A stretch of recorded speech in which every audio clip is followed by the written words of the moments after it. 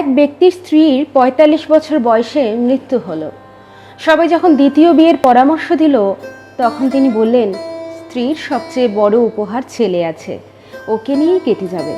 ছেলের যখন বয়স হলো, ছেলেকে সব ব্যবসা বুঝিয়ে দিয়ে কখনো নিজের আর কখনো বন্ধুর অফিসে সময় কাটাতে লাগলেন।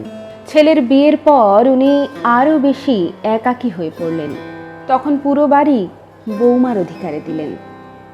ছেলের বিয়ের কিছুদিন পরে তিনি দুপুরে খাবার খাচ্ছিলেন। ছেলেও অফিস থেকে এসে হাত ধুয়ে খাবার খাওয়ার জন্য তৈরি হচ্ছিল। ছেলে শুনতে পেল বাবা খাবার পর দই চাইল, আর বউ জবাব দিল, আজকে ঘরে দই নেই। খাবার খেয়ে বাবা বাইরে হাঁটতে চলে গেলেন।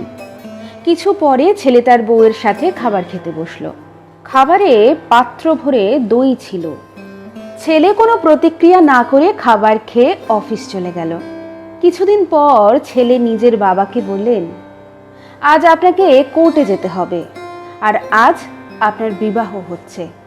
পিতা আশ্চর্য হয়ে ছেলের দিকে দেখলেন এবং বললেন, বাবা, আমার আর বিয়ের দরকার নেই, আর আমি তোমাকে এত স্নেহ দিই যে তোমার মায়েরও দরকার নেই, তো আবার বিয়ে কেন? ছেলে বলল, বাবা, না আমি নিজের জন্য মা আনছি, না নিজের স্ত্রীর জন্য শাশুড়ি আনছি।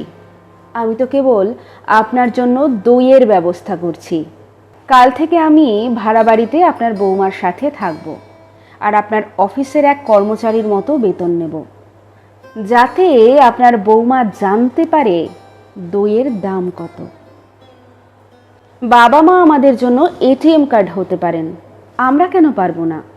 তারা আমাদের দয়ায় নয়, বরং আমরা তাদের দয়ায় বেঁচে আছি।